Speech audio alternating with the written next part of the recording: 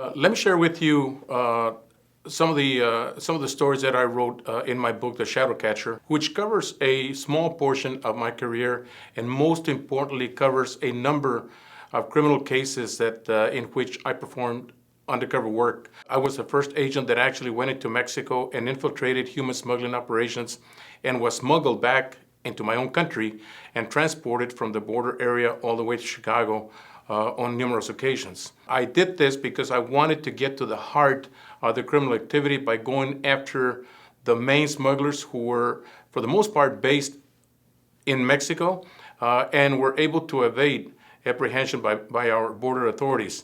I found it very frustrating that we would target drivers and low-level smugglers without putting a dent into the human smuggling operations. The important thing was that I wanted to do it in a way where we were effective in breaking down the entire organizations, and we were able to do so.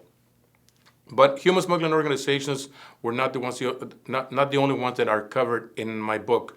I went after the biggest counterfeiter that had ever been encountered by our government, certainly the U.S. Immigration Service, an individual who was so prolific that within 2 weeks of our agency announcing that they had come up with a counterfeit-proof legal resident card, had already produced thousands through his counterfeiting business.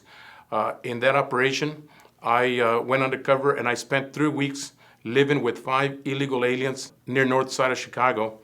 4 of them, which by the way, did not know that I was a federal agent. So there's a lot of risk when working undercover. In a subsequent book that I have coming out, I talk about some of the operations that I undertook going into Central and South America, posing as a smuggler.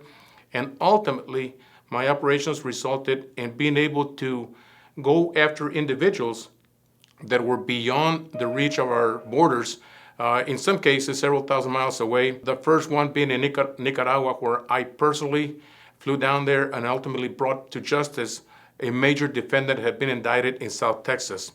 That set a precedent where by the time that I retired and by the time that I left Mexico City, we had prosecuted a huge number of smugglers who had never set foot in the United States, but had committed crimes against our country. So we set up renditions. We worked with foreign governments to assist us in targeting major human smugglers, and we were effective in doing so.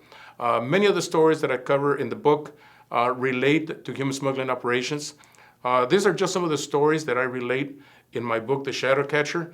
And as I mentioned, I have a subsequent book coming out with even more stories that occurred later in my career.